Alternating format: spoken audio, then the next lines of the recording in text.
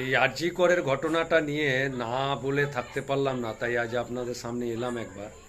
আমার একটা ব্যাপারে খুব খারাপ লাগছে যে যারা ধর্ষক বা ক্রিমিনাল, যারা ক্রাইম করছে, সেই সমস্ত ক্রিমিনালদের ফাঁসি কেন হবে বা ফাঁসি কেন দেব?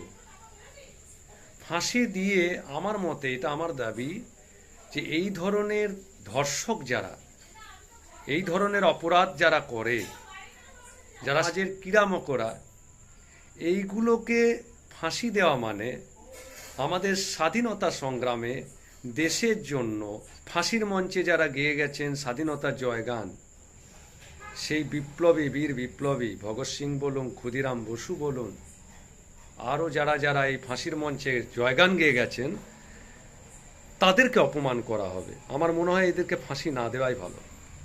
নাহলে ওই শুয়োরের বাচ্চা যে যারা প্রাণ দিয়েছেন,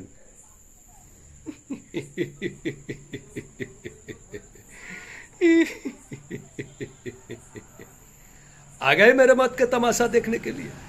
कुछ ही देर में भाई साहब मुझे लटका देगा, आंखें बाहर आएगी, जवान बाहर निकल आएगी। कुछ देर मैं लटकता रहूंगा, फिर ये भाई साहब मुझे नीचे उतारेगा। आप लोग चर्चा करके घर चला जाओगे, अपने अपने खाना खाओगे, सो जाओगे। এটা একটা ডায়লগ ছিল ক্রান্তিক পীরে নানা পাটেকর। তো আমার বক্তব্য যে যারা রেপিস্ট, যারা ধর্ষক, তাদের মতো ক্রিমিনালদের কখনোই ফাঁসি দেওয়া উচিত নয়। ফাঁসি কেন হবে?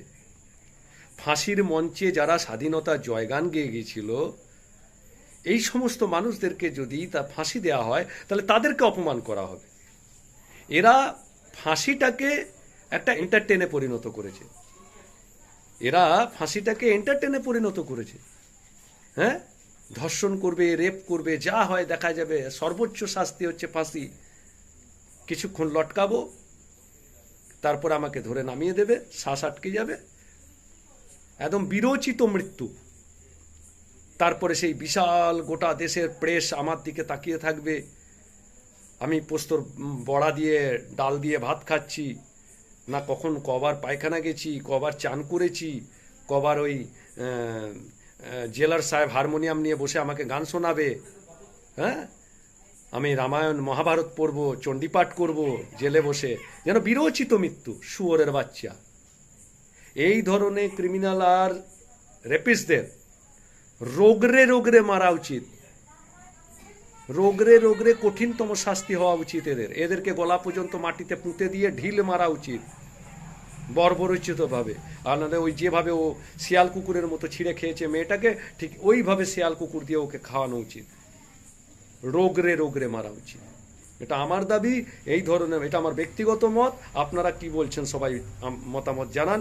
কি এই ধরনের রেপিস্ট এবং ধর্ষকদের কখনোই ফাঁসি নয়, এদেরকে কঠিনতম শাস্তি। কারণ এদেরকে ফাঁসি দিলে এই ফাঁসির যে মঞ্চ, যাতে ক্ষুদিরাম বসুর মতো মানে বীর শহীদ, ভগৎ সিংয়ের মতো বীর শহীদ, সুখদেব যারা বীর শহীদ, তাদেরকে অপমান করা হবে বলে আমার মনে হয়। এই কালিমালিপ্ত যাতে না হয় এই সমস্ত স্বাধীনতার মঞ্চ, ফাঁসির মঞ্চ। এটা আপনারা বলবেন, আপনারা ভোটিং করবেন, এটা কি হওয়া উচিত। পাশবিক অত্যাচার করেছিল ওই মহিলাটার উপর, এবং তারপরেও বাইরে বেরিয়ে এসে বুক চিতিয়ে বলছে আমাকে ফাঁসি দিলে দিয়ে দিন। তুই কি দেশ জয় করে এসেছিস নাকি? এসে হাসতে হাসতে বলছিস আমাকে ফাঁসি দিলে দিয়ে দিন। ফাঁসি এত সহজ সরল সাদা সিধা একটা শাস্তি অপরাধের। আমার এটা দাবি, ব্যক্তিগতভাবে দাবি, যে এই সব ক্রিমিনালদের, এই ধর্ষক বা রেপিস্ট যারা, তাদেরকে কোনোভাবেই যেন ফাঁসির মতো শাস্তি দেওয়া না হয়। এদেরকে তর্পিয়ে মারা হোক। ব্যাপারটা যেন এরকম না হয় যে কিছুক্ষণের জন্য ওকে টাঙিয়ে দেওয়া হবে, কিছুক্ষণ ছটফট করবে, তারপরেই তাকে নামিয়ে দেওয়া হবে এবং পায়ের দুটো নাস, গোড়ালির নাস দুটো কেটে দেওয়া হবে, দিয়ে তার আবার কত নাটক, কত প্রেস, যে ফাঁসির আগের দিন পোস্ত বাটা বা পোস্তর বড়া দিয়ে, ডাল দিয়ে, কি কি ভাত খেলো, চটকালো, এবং এইরকম একটা ধর্ষণের মতো কাণ্ড ঘটিয়ে তারপরে সেই কখন চান করলো, রাত্রেবেলায় তার আগের দিন চণ্ডীপাঠ করতে বসলো, ভগবত গীতা পাঠ করতে বসলো, ইনোসেন্ট, মানে নিজে একটা নায়কোচিত ব্যাপার যেটাকে বলে। ফাঁসি হবে, ফাঁসি যেন কত ইজি এবং কত যেন একটা কি বলবো, বলতে লজ্জা লাগছে আমার। এদেরকে গলা অবধি মাটিতে পুঁতে রেখে শেয়াল কুকুর যেভাবে নুচে খেয়েছে, ওরা যেভাবে মেয়েটাকে খেয়েছে ওইভাবে শেয়াল কুকুর দিয়ে নুচে খাওয়ানো উচিত এবং সে ঢিল ছুঁড়ে মারা উচিত ওদেরকে।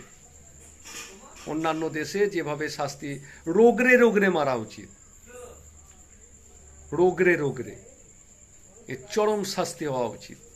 অনেকে এসে তো এখানে বলছেন, আমি জানি নচিকেতাকে বলছেন যে কি নিরাপত্তা দেবেন, দরজায় তালা দেবো, কেন দেবো? এমন একটা দেশ মানুষ চেয়েছিল। স্বাভাবিকভাবেই মানুষ চায় যে দরজায় তালা দেবো না, গেটে তালা দেবো না, আমার ঘরে চুরি হবে কেন, সেরকম একটা দেশের পরিস্থিতি তৈরি হোক না। নিরাপত্তা হয়তো সবাইকে দেওয়া সম্ভব না, কিন্তু জায়গাটাকে নিরাপদ রাখা তো সম্ভব। একটা চরম সীমায় মানুষ পৌঁছে গেলে তবে মার্ডার করে। যখন মানুষের পকেটে অতিরিক্ত টাকা আসে, সেটা দেখুন সুরক্ষা দপ্তর বলুন, যে ক্ষেত্রে প্রশাসন মণ্ডলী আছে, যাদের দেখবেন কিছু কিছু জায়গায় তাদের মাইনে না দিলেও হবে। সিভিক ভলেন্টিয়ার্সদের যদি আপনি মাইনে নাও দেন, তাতে ওদের কিচ্ছু এসে যায় না। যেমন রেশনে সবাই এক নয়, রেশন দোকানে যারা কর্মচারী ছিলেন, মানে যারা যারা করাপ্টেড, তাদের মাইনে না দিলেও হবে। শিক্ষা ব্যবস্থায় সেখানেও কিছু কিছু জায়গায় করাপশন আছে, তাদের স্কুলে অর্ধেক দিন যাই না, তারা ঘরে টিউশনি করে তাদের মাইনে না এলেও তাদের পুষিয়ে যাবে। স্বাস্থ্য, শিক্ষা, প্রশাসক, যার মেন একটা রাজ্যের মেরুদণ্ড, তার তিনটেই ধ্বংস হয়ে গেছে। অযাচিত পয়সা, চিকিৎসা ক্ষেত্রে তো আমাপা পয়সা, পার ডে এক একটা ডাক্তারের বা তার লোয়ার লেভেলের বা কম্পাউন্ডারের বা তার সঙ্গে রিলেশনে যারা যারা আছেন, টেকনিক্যাল নন টেকনিক্যাল সবাই এক নয়, অযাচিত পয়সা, প্রচুর পয়সা তাদের হাতে আসছে। যখনই অতিরিক্ত পয়সা হাতে আসে, তখনই মানুষের তিনটে এম, মদ, মাগি, মানি, এই তিনটে জিনিস তাদের এই ভেজাতে ঢুকে যায়। তখনই মনে হয় কিছু করি, এবং সেই নেশাগ্রস্ত অবস্থায় মানুষ কি করছে তার তখন ভালো মন্দ জ্ঞান থাকে না, এবং চূড়ান্ত সীমায় যখন পৌঁছে যায় তখন ভালো মন্দ জ্ঞান থাকে না, যা হবে দেখা যাবে। মানে হাসতে হাসতে ঝাঁপিয়ে পড়ে তারা, শিয়াল কুকুরের মতো, যেভাবে খাবলে খাবলে মেয়েটাকে খেয়েছে, উইদাউট ব্রেক, চরম সীমা। কাল কি হবে পরের কথা।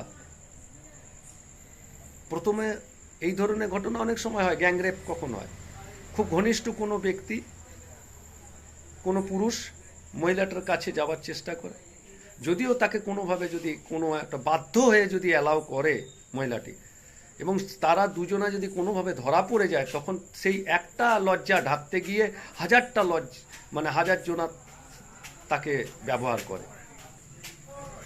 হতে পারে এই ধরনের ঘটনা ঘটে। দুজন প্রেমিক প্রেমিকা হয়তো আলাদা গিয়ে এক জায়গায় দাঁড়িয়ে গল্প করছে, সেখানে ধরা পড়ার পর কোনো একটা কুকর্ম করার পর, সেখানে ধরা পড়ার পর দেখা গেল একটা গ্যাং রেপ হয়ে গেল, একটা ধামাচাপা দিতে গিয়ে অনেকগুলো রেপ নন স্টপ। ভবিষ্যৎ কি হবে সেটা পরের কথা। তো নক্কারজনক ঘটনা। নচিকেতা তো কি বলবো, উনি তো প্রথম দিকে এইসব গানগুলো গেয়েছিলেন,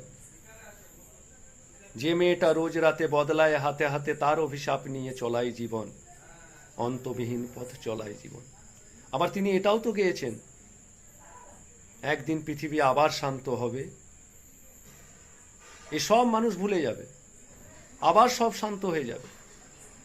সেই হেতাল ফেয়ার থেকে শুরু হয়েছে, দেখুন না, নির্ভয়া, অভয়া, তিলোত্তমা, কত কি।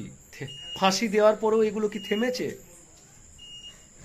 এমন একটা ভয়ঙ্কর শাস্তি হোক যেটাতে মানুষ শিউরিয়ে উঠবে। ফাঁসি যেন একটা এন্টারটেনমেন্টে মানে পরিণত হয়েছে, এটা এন্টারটেনে পরিণত হয়েছে। লোকে সর্বোচ্চ শাস্তিটা বুঝে গেছে। একটা মোষকে একটা লাঠির বাড়ি যদি দেওয়া হয়, তাকে যতই মারুন সেই মোষটা বুঝতে পারে যে এর চেয়ে এই লাঠির আর জোর নেই, খুব বেশি হলে এতটাই লাগবে। ঠিক সেরকম এই ফাঁসিটা যেন একটা এন্টারটেনে পরিণত হয়েছে, আর এটাকে বদলাবার দরকার আছে। আরো কঠোর থেকে কঠোরতম শাস্তি হওয়া উচিত। ফাঁসিটা কিন্তু সর্বোচ্চ শাস্তি নয়। কারণ যারা ফাঁসির মঞ্চে স্বাধীনতা জয়গান গেয়ে গেছেন, সেই রকম একটা মহান মঞ্চে এই ধরনের ক্রিমিনাল আর এই রকম ধরনের ধর্ষকদেরকে এই ফাঁসির মতো সাজা দিয়ে তাদেরকে অপমান করা হচ্ছে বলে আমার মনে হয়। এটা আমার ব্যক্তিগত